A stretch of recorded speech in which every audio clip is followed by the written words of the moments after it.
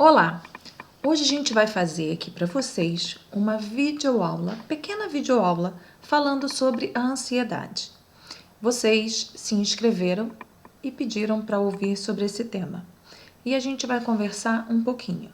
É claro que esse assunto é muito extenso, é um assunto muito amplo, com vários fatores biológicos, fatores mais complexos, e seria um pouco cansativo falar aqui tecnicamente, biologicamente. Então eu vou tentar ser a mais prática possível com esse tema. Vou tentar ser bastante sucinta para que seja uma linguagem clara, fácil, para todo mundo entender, ok? Então eu vou compartilhar com vocês aqui alguns slides e a gente vai comentar sobre eles. O primeiro, vamos falar aqui. Ops, não. Ok, vamos lá. Então, ansiedade é hoje, sem dúvida, um dos maiores incômodos da sociedade. E isso a gente não pode duvidar, né? Por quê? Haja vista a quantidade de pessoas que, por exemplo, se inscreveram aqui para ouvir um pouquinho mais sobre esse tema. Não só, né, falando aqui no meu pequeno mundo da internet, mas de um modo geral, a ansiedade realmente está trazendo imensos prejuízos à nossa vida, trazendo imensos prejuízos a famílias, à saúde física e, sem dúvida nenhuma, à saúde emocional. Então, o que é a ansiedade? É um estado emocional composto por 3 aspectos. Fisiológico. Fisiológico é aquilo que a gente sente, né? Tá na fisiologia do ser humano. Então a gente vai ter dores pelo corpo, tremores, contraturas, você sente o corpo bem tenso, tensão, calafrios, adormecimento, taquicardia, que é aquele aceleramento do coração, sudorese, tremores, aumento das secreções urinárias, fecais. Por exemplo, quando você está no nível alto de ansiedade, né? Você tem vontade de urinar mais, você tem vontade de defecar. Às vezes as pessoas têm mesmo crises de diarreia, né? Porque ela está sobre altos efeitos da ansiedade no corpo dela, né? E esses efeitos são químicos e biológicos. Então, aumento da mobilidade intestinal, cefaleia, chama aqui, cefaleia, fadigabilidade, assim, você fica muito cansada, irritabilidade, está sempre com muita irritabilidade, a boca seca e vertigens. Esses são alguns dos fatores, a maioria está aqui, dos fatores fisiológicos que atingem diretamente ao nosso corpo físico, né? São os sintomas que você sente, mas é claro, eu tô com uma tensão muscular, é ansiedade. Não, né? Há de se perceber um conjunto de coisas para que se chegue a esse diagnóstico. Não é uma coisa ou outra isolada, tá? Cognitivo. Então, a gente vai ter nervosismo, inquietação, apreensão, insegurança, dificuldade de concentração, sensação de estranheza, preocupação, antecipação catastrófica. A gente vai falar bastante sobre isso aqui. Comportamental, fuga, esquiva, hipervigilância, insônia, congelamento. Uma coisa muito interessante é que quando a gente está falando de ansiedade, né, quando a gente está falando desse transtorno que vem, né, assolando uma grande parte da nossa sociedade, a gente está falando aí de um prejuízo muito grande que a sociedade sofre também com isso. Por quê? Quando você tem esse conjunto de situações comportamentais, fisiológicas, cognitivas, afetando as pessoas, com certeza você vai ter um resultado dessas pessoas diferente do esperado. Como assim? Por exemplo, numa situação, numa empresa, você está trabalhando, você está lá no seu local de trabalho, mas você está extremamente afetada ou afetado por um grau alto de ansiedade na sua vida. Então você já chega para trabalhar com essa ansiedade elevada. O que você vai demonstrar, né? Um nervosismo maior, mais inquietação, você não vai ter aquela tranquilidade, aquela segurança no trabalho que você precisa, né? Você vai sentir mais dificuldade para se concentrar e com certeza você vai ter um prejuízo no seu trabalho, né? Se você está estudando e você está sobre essa grande ansiedade, né? Sobre esse fator de ansiedade alterado no seu corpo, você vai ter contraturas musculares, você vai ter dor de cabeça, vai sentir muito mais cansado do que o estudo já te cansa, o trabalho já te cansa, a vida normal já nos cansa. Mas nesse sentido, quando você está sobre um fator muito grande de ansiedade, você tem a tendência a se cansar muito mais. E tudo isso, é claro, né, vai trazer um prejuízo para a nossa vida social. Bom, então a gente vai ter aqui, vamos falar, por exemplo, de uma situação qualquer. Acontece alguma coisa e aquilo dispara imediatamente um pensamento. Esse pensamento vai te levar a uma interpretação catastrófica. Desculpa, correu aqui. Uma emoção. Essa emoção vai ser a ansiedade. Então você tem um comportamento e esse comportamento ou será uma fuga ou a procrastinação. Pensando nesses 3 fatores que eu coloquei agora, né? Pensamento, a emoção e o comportamento. Então, como é que tudo acontece?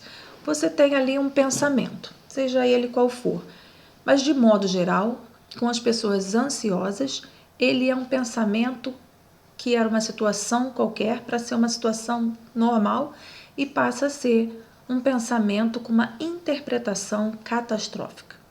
Então, por exemplo, de noite você ouve um barulho na porta. É o seu filho chegando que estava na balada, na casa da namorada, ou sua filha, mas você já pensa que é um ladrão.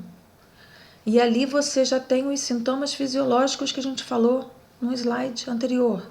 Então você já tem ataque cardíaco, a boca seca, já começa a suar, sente vontade de ir ao banheiro.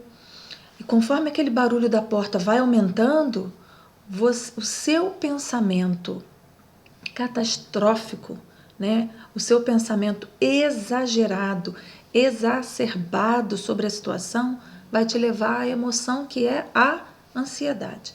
Nesse momento, seu nível de ansiedade sobe demais, hormônios são disparados no seu corpo e você tem todas as funções fisiológicas que a gente falou.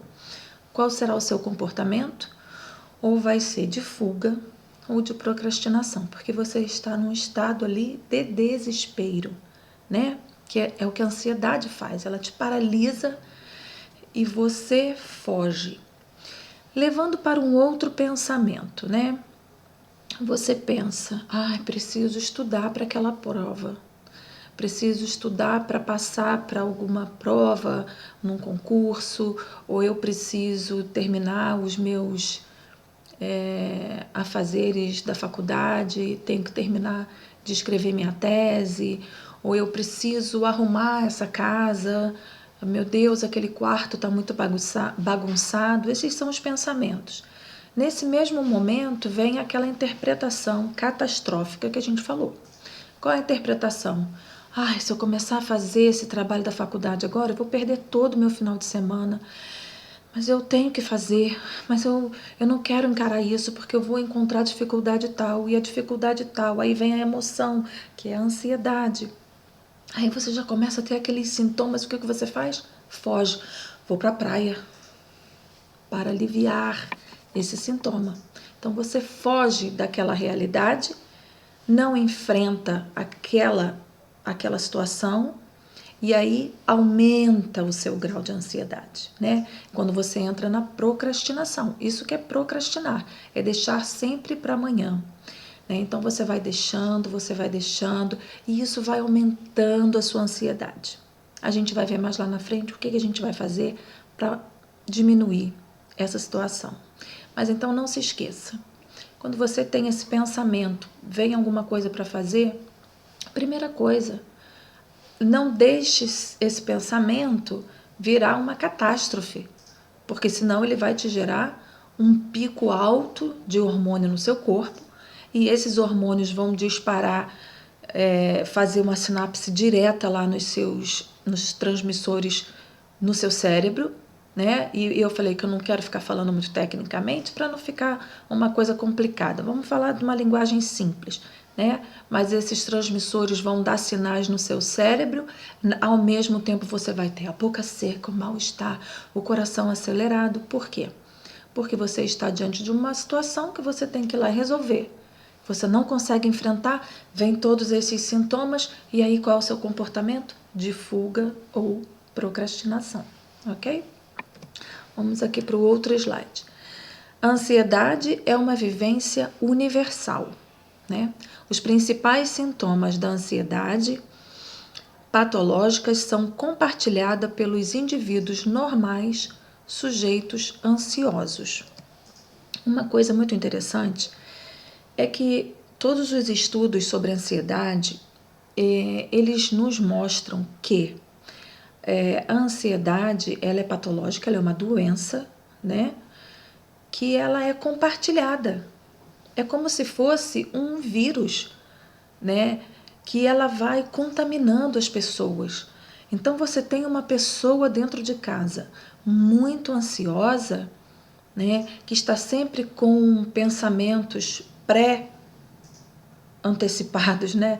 Antecipatórios, com as preocupações, elas te deixam ansiosas também.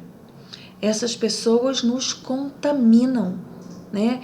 Então é muito importante a gente detectar na nossa casa quem é a pessoa que está tão ansiosa, com um nível de ansiedade tão grande, o que a gente pode fazer para ajudar essa pessoa, né? Mostrar para ela, olha, calma, você está muito ansioso, você está muito ansiosa, as coisas vão piorar, as coisas não vão resolver, você está me afetando, eu estou bem. E aí você chega com essa ansiedade toda, com esse seu nervosismo, com esse seu pensamento sempre catastrófico, né? É aquela pessoa que sempre está com aquele pensamento ruim, de coisas ruins, negativas, e esses pensamentos, eles afetam a gente, né? Essa situação toda deixa a gente, de modo geral, bastante afetados. E a gente tem que ter cuidado com isso e detectar qual é o indivíduo na minha casa que está, né, com essa necessidade. Qual é o indivíduo na minha casa que está com essa ansiedade e me levando também a ser uma pessoa ansiosa, né? E me levando também a ser uma pessoa descontrolada e emocionalmente complicada. Então, vamos ver aqui outros prejuízos. Então, a gente tem aí algumas coisas que são usadas pelas pessoas que estão nessa situação, mas que elas vão nos trazer prejuízo. Deixa eu arrumar meu cabelo aqui, gente, peraí. Desculpa, pronto. Então, a gente tem aí o uso do álcool, né? Que as pessoas usam muito porque ela traz um certo alívio, mas não se engane, ok? Porque quando você usa o álcool, você tem um relaxamento, mas depois os prejuízos são muito maiores.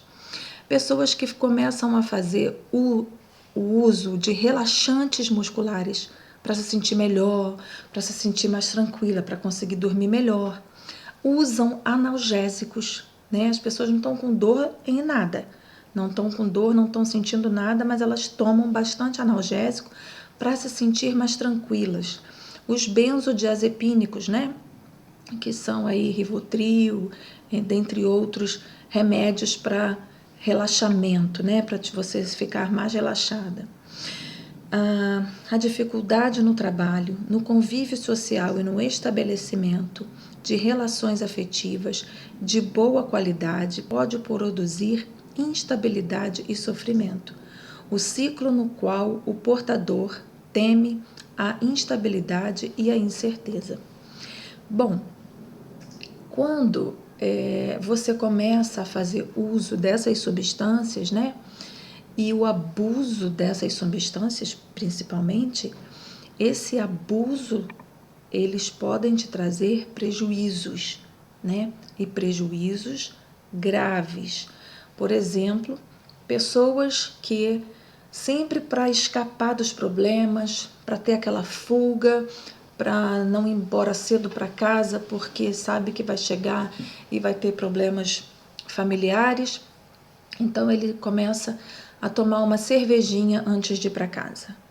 E aí a possibilidade de que essa pessoa passe a ser um dependente do álcool, né? Então aí ela já está adquirindo um prejuízo gravíssimo e significativo para a vida dela. Então o uso do álcool para escapar de problemas, aí eu vou beber para esquecer dos problemas, eu vou beber para relaxar, eu bebo para afogar as mágoas, né? Tem várias coisas que as pessoas falam.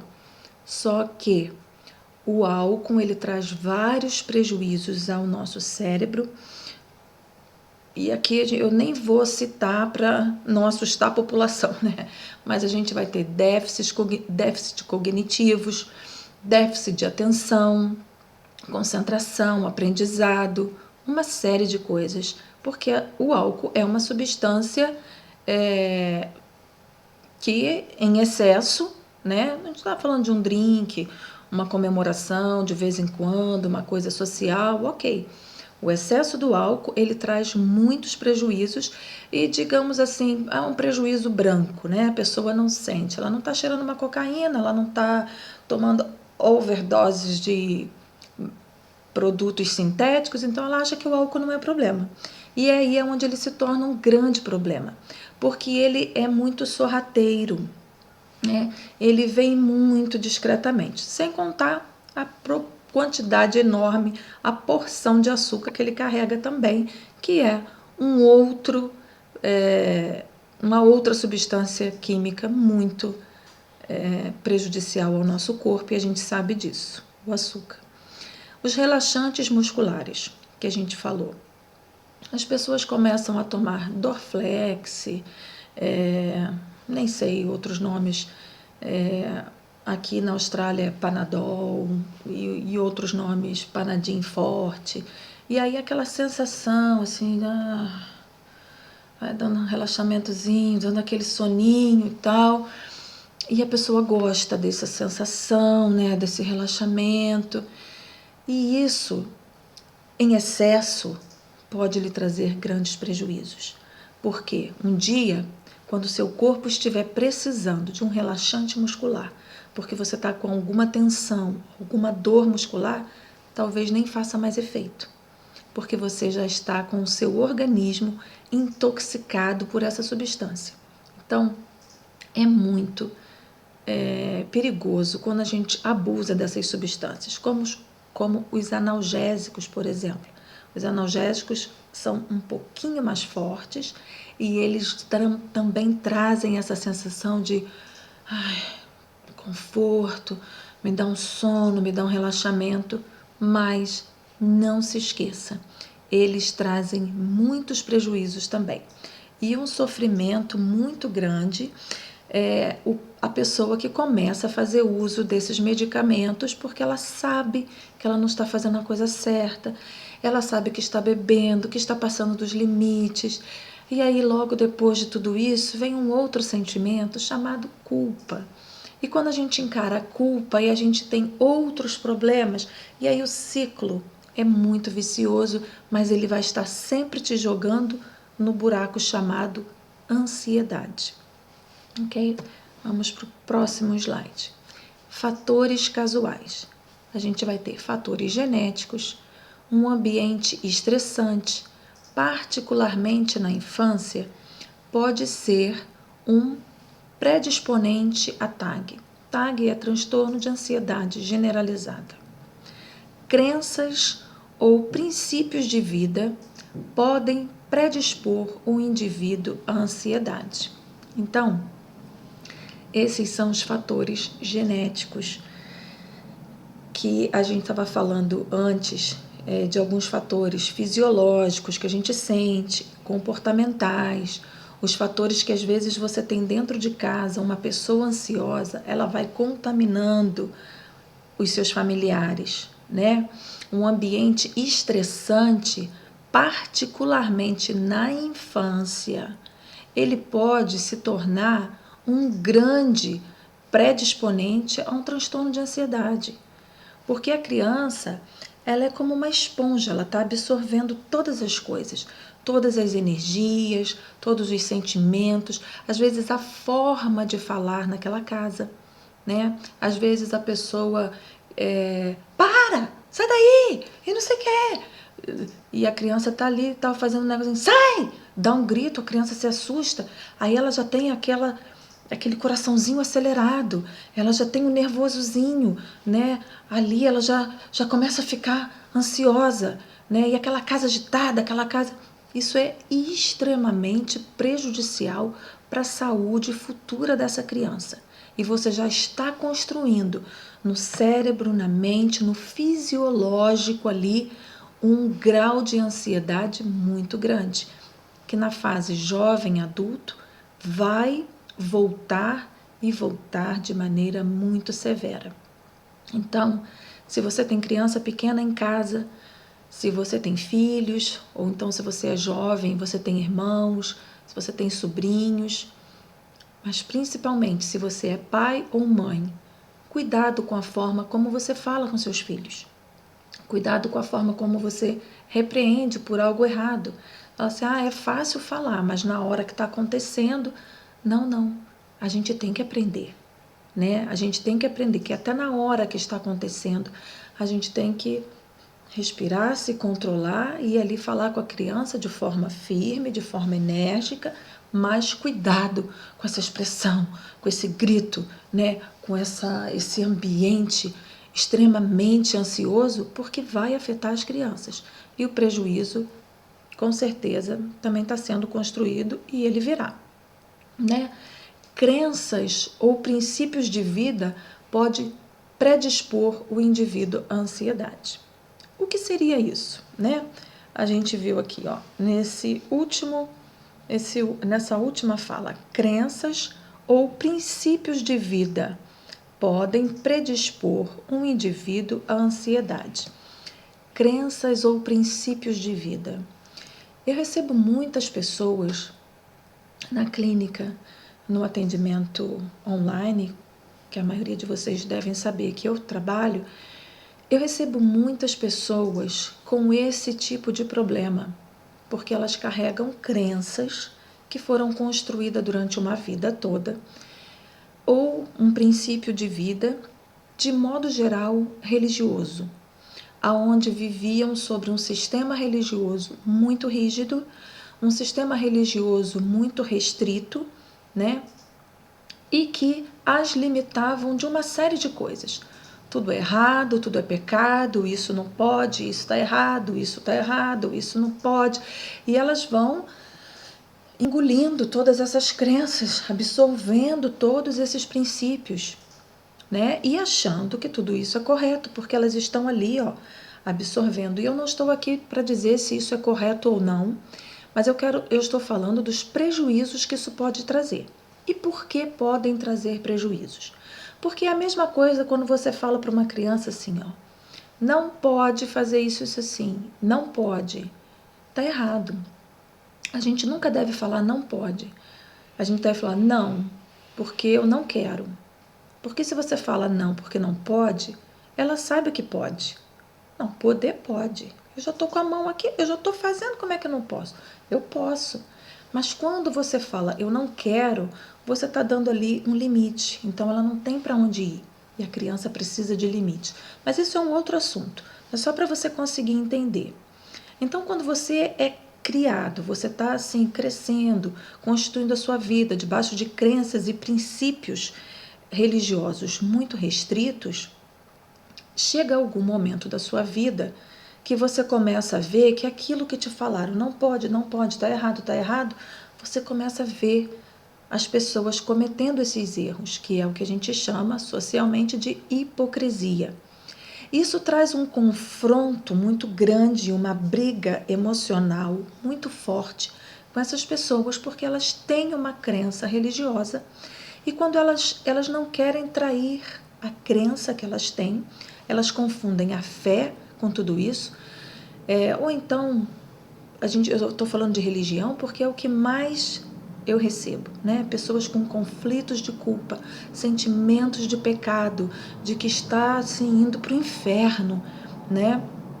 E essa crença vai destruindo a sua vida emocional, vai trazendo disfunções comportamentais, vai abalando a sua família, né? Vai abalando o seu ciclo social, e isso é extremamente perigoso e, com certeza, um disparador gigante para o indivíduo ter a ansiedade, ok? Vamos para o próximo slide. Então, a hereditariedade, ou seja, aquilo que é herdado, né? A nossa herança, hereditariedade, ela é estimada para a ansiedade generalizada em 30%. 30%. Aqui embaixo tem todos os artigos onde a gente tem essas pesquisas realizadas. Então, ansiedade generalizada, em 30% ela é herdada. Então, você está vendo como aquilo que eu venho falando sobre a casa, o sistema onde você vive, a forma como seu pai fala com você, como grita, como age, como faz, você não está percebendo e você está crescendo sobre esses efeitos. Lá no futuro, a continha chega e vai bater na sua porta, né? Você que é papai, você que é mamãe, cuidado com o que você está passando para os seus filhos, porque a ansiedade ela é herdada através do comportamento, né? O nosso comportamento vai contaminando as pessoas. A nossa forma de ser, a nossa forma de agir, a nossa forma de falar vai contaminando a nossa casa. Vamos para o próximo? Muito bem. O impacto na qualidade de vida. Pacientes com transtorno de ansiedade generalizada pensam ter uma saúde emocional regular ou baixa. Tendem a se preocupar excessivamente sobre as experiências rotineiras da vida.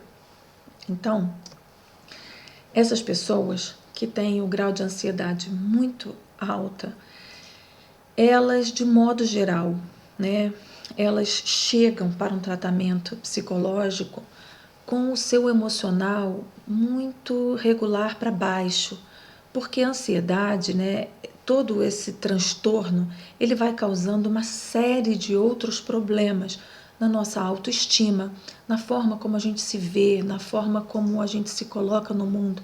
A gente vai ver isso daqui a pouco lá na frente, né? Então, essas pessoas, elas tendem a se preocupar excessivamente sobre experiências rotineiras da vida diária. Coisas simples, elas tornam aquilo numa preocupação muito grande. E essa preocupação exacerbada, essa preocupação muito grande, ela vai gerar uma ansiedade. E essa ansiedade, ela vai desencadear um transtorno de ansiedade que pode nos levar também ao pânico. E aí já é um outro assunto, vai ficar para uma outra videoaula e a gente vai falar, né, a decorrência, as ramificações da ansiedade, a depressão, o pânico, né? A depressão, ela é uma comorbidade da ansiedade. Todo sujeito ansioso, ele também terá o seu grau de depressão. Porque naquele momento, lembra que a gente falou lá no comecinho? Aquele momento que você planeja, que você tem que fazer alguma coisa e que você foge, que você procrastina as suas ações, porque você está fugindo daquela realidade que você precisa enfrentar, automaticamente vai te vir um sentimento depressivo, um sentimento de tristeza, um sentimento bem para baixo, te sugando mesmo as suas energias, mas isso é um outro assunto para uma outra aula, ok? Vamos lá no nosso próximo slide. Por que eu tenho e o que eu posso fazer, né? Então, é a sua visão. Qual é a sua visão? A visão que você tem de você, visão de si mesmo, visão do futuro, visão do mundo, né? A distorção cognitiva, a gente falou, as crenças disfuncionais, muitas coisas que você acredita, elas realmente não são reais, as suas crenças, elas te paralisam, né? A terapia, ela vai focar nesses sintomas para trazer uma mudança desse comportamento e melhorar o humor e o comportamento. Então, a visão que você tem de você mesma, ela é fundamental para a sua melhora do seu transtorno de ansiedade. Quando a pessoa chega na terapia e ela tem ali é nítido, né? Uma ansiedade generalizada, está extremamente ansiosa e ela está com um comportamento totalmente errado, fazendo tudo deveria ser assim, ela está fazendo assado, está indo tudo pelo caminho errado porque ela está com uma visão distorcida dela mesma. Ela não consegue se enxergar. E quando eu não consigo me enxergar, quando eu não consigo ter uma visão de quem eu sou, literalmente, eu tenho crenças disfuncionais. E essas crenças me levam a ter mudanças no meu comportamento. E essas mudanças, de modo geral, são mudanças extremamente negativas. Então, eu tenho uma visão de mim que eu não sou capaz, que eu não sou inteligente, que eu não sou boa o suficiente, que eu não consigo fazer nada, que eu nunca passei para nada, que eu sempre fico reprovado, reprovada, então eu não vou adiante. Então, essa crença disfuncional, ela me paralisa, né? Eu vejo minhas amigas malhando, emagrecendo, as pessoas com corpo definido, e eu tenho a crença de que eu não consigo. E eu tenho a crença de que isso não é para mim. E eu tenho a crença que eu não sou disciplinada. E aí isso me paralisa. E me paralisa, atrapalha o meu humor e eu tenho um comportamento disfuncional. Então você fica uma pessoa mais irritativa, você fica uma pessoa intolerante, você fica uma pessoa brigona, sabe? Aquelas pessoas que brigam à toa, que qualquer coisa já estão explodindo, qualquer coisa já estão alterando a voz. Por quê? Porque elas têm uma visão errada de si mesmo, elas constroem crenças disfuncionais e essas crenças vão alterando a vida dela. A visão que ela tem do futuro é uma visão também disfuncional.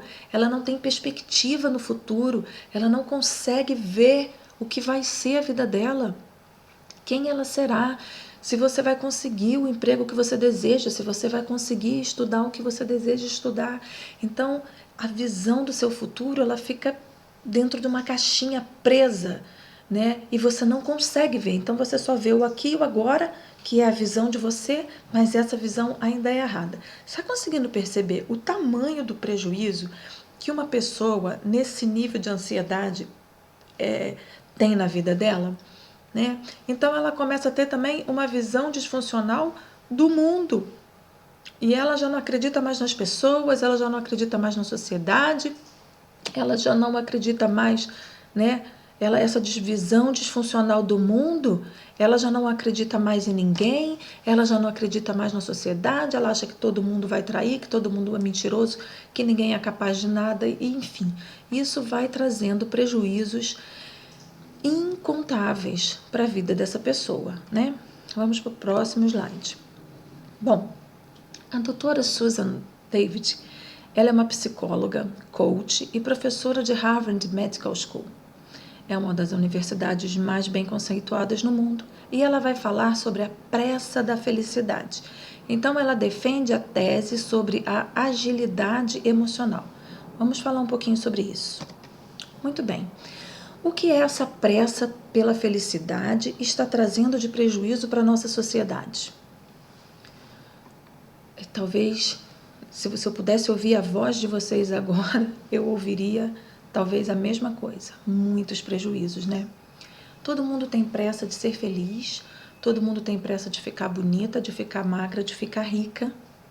A quantidade de pessoas falando, aprenda como enriquecer, seja um grande investidor, dá a impressão que é só você ir ali fazer aquilo tudo e você vai se tornar uma pessoa rica, né?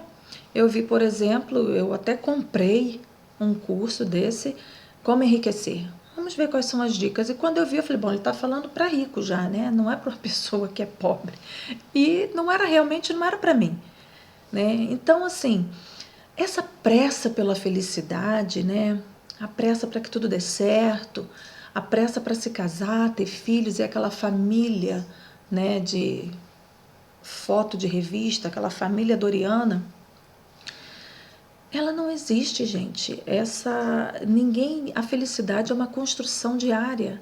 A felicidade é um acúmulo de sentimentos, é um acúmulo de acontecimentos na nossa vida. São pequenas coisas que a gente vai construindo. Existem dicas excelentes que ajudam a gente na vida financeira? Sim, existe. A gente vai falar disso no futuro. Existe sim, existem coisas que realmente são funcionais. E você pode começar com seus R$ 50 e você vai ver resultado. Se você aplicar as coisas ali, as regras, como elas devem ser aplicadas, você vê resultado. Mas isso não quer dizer que você vai ficar rico da noite para o dia, né? Isso não quer dizer que você vai construir um império. Não é assim, né? A gente tem que ter uma visão das coisas e uma visão clara, objetiva.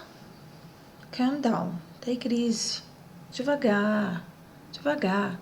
Não precisa ter essa pressa para ser feliz, não precisa ter essa pressa para acertar tudo, para tirar 10 em tudo, para conseguir o melhor emprego, para ter a melhor casa, para ter o melhor corpo, a melhor joia, a melhor roupa, a melhor bolsa, a melhor tudo.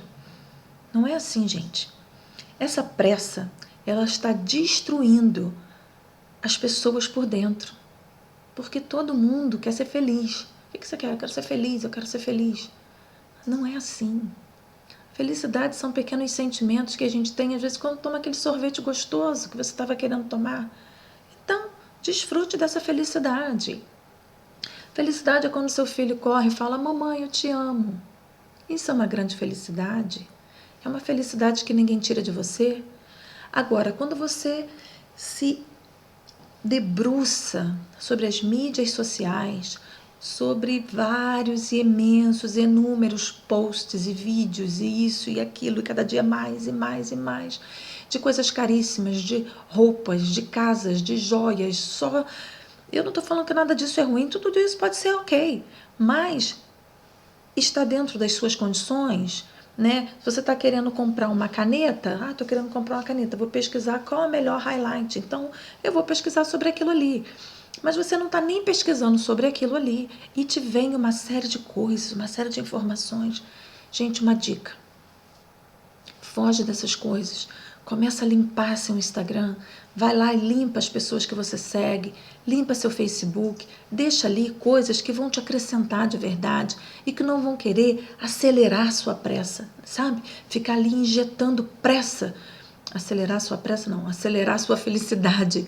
Né? Ficar ali querendo acelerar sua felicidade, acelerar que você tem que ter, você tem que fazer, você tem que consumir. E aí, esse conteúdo está acrescentando o que na sua vida? Ansiedade.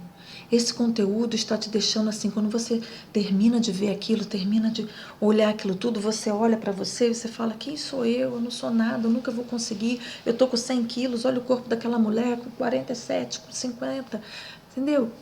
E aí você fica se comparando, essa comparação é péssima, né? E aí você tem a pressa de ser feliz. Então ela defende a tese da agilidade emocional. Há uns anos atrás, a gente teve a introdução da inteligência emocional. Agora a inteligência emocional não é mais o suficiente. Você precisa da agilidade emocional. Você tem que ter essa agilidade, essa sagacidade para resolver as coisas, para manejar os problemas e tem que estar tudo resolvido. Então ela fala dos prejuízos que isso vem trazendo para a gente.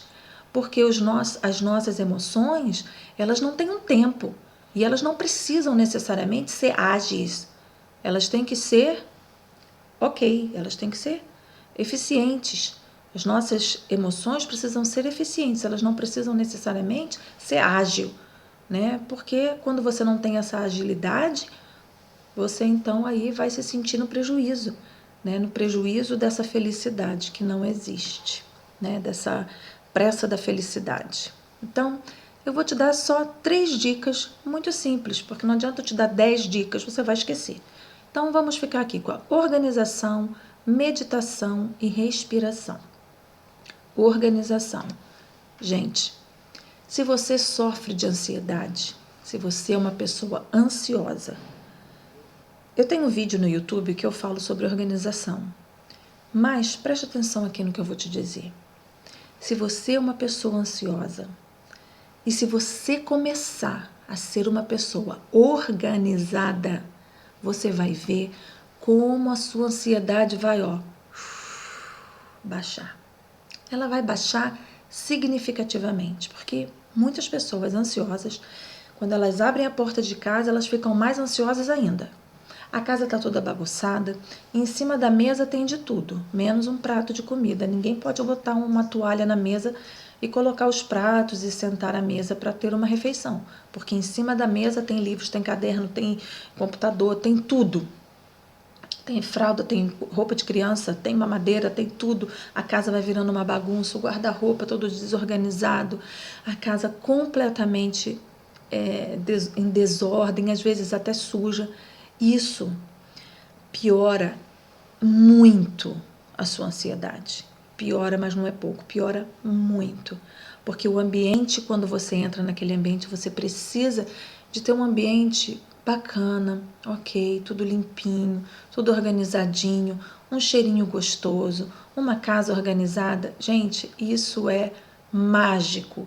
Eu sei que quando a gente tem criança é um pouco mais difícil de manter essa organização diária, mas a gente tem que começar a ensinar as nossas crianças também a viver aqui nessa organização, porque quando elas aprendem essa organização, elas também vão se beneficiar dos privilégios de ter a casinha organizada, aquele ambientezinho mais calmo, né? Então aprende a dar aquele banhozinho morno na criança de noite, botar uma musiquinha baixinha, se você tiver uma vela cheirosa, coloca ali um cheirinho na casa. Isso, gente, traz calma ao nosso estado fisiológico. Lembra que a gente falou lá no primeiro slide da nossa fisiologia, da sensação, do ataque cardíaco, do coração acelerado, do suor, tudo isso? Quando você entra num ambiente calmo, organizado, você abre o seu guarda-roupa, tá tudo organizadinho, isso já te traz calma, isso te traz tranquilidade.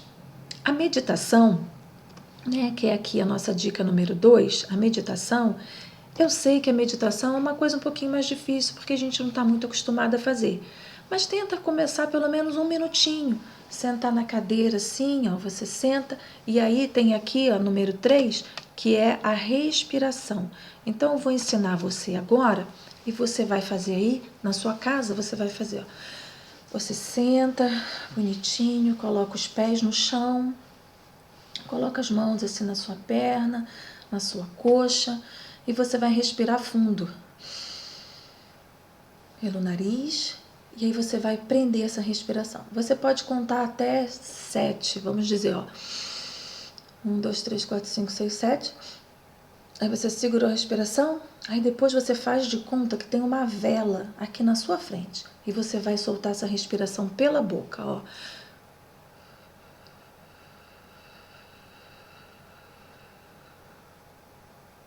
Então você vai respirar, Segurei, soltei, bem devagar.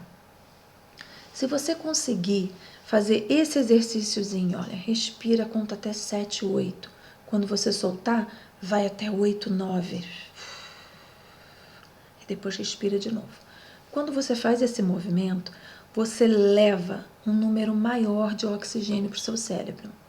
Se você conseguir fazer isso à noite, você toma um banhozinho morno, Coloca um cheirinho na sua casa, uma vela perfumada, um incenso, uma musiquinha bem baixinha, uma musiquinha de meditação, de água caindo, ou uma música religiosa baixinha que você goste, ou uma música instrumental, e você senta lá, ó, e faz essa respiração. É melhor do que qualquer analgésico, qualquer Rivotril. É uma delícia essa sensação. É uma delícia, eu te garanto. Faça um dia e vem me contar depois. Vocês vão ficar impressionados como isso é gostoso, como é prazeroso e como te relaxa.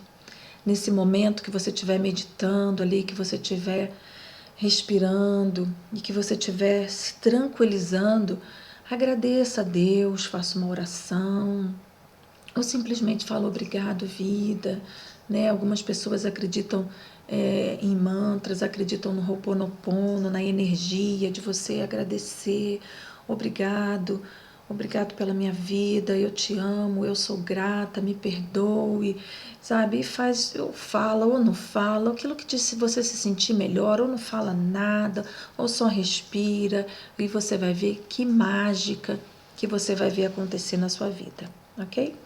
Vamos aqui para o próximo. Então, eu gostaria de agradeço. Obrigado por você nos assistir. Acredite em você. Acredite em você sempre. Acredite em você. E tudo na vida passa. Não há problema que não seja resolvido. Lembre-se. Vamos voltar aqui para o slide. Respire fundo, relaxe e seja muito organizada. O máximo que você puder. Então, se você começar a acreditar em você, mudar a sua visão de vida, a sua visão a seu respeito, a visão do mundo, todos os seus problemas vão começar a serem resolvidos. Você vai ver um após o outro, porque os problemas, eles serão resolvidos, mas a gente precisa de ter a calma e a tranquilidade para resolvê-los. Se você conseguir fazer isso, você vai ver que a sua vida vai começar a mudar. Lembre-se, respire fundo, relaxe sempre, seja uma pessoa organizada e você vai ver muitas mudanças na sua vida. Muito obrigado porque você mandou seu e-mail querendo esse material e agora você está aí recebendo. Muito obrigado. Deixe seus comentários lá no meu site, deixe a sua visão, o seu depoimento, o que foi essa aula para você. Vai ser um prazer ouvir e compartilhar com a sua avaliação. Muito obrigado. Até a próxima aula. Bye, bye.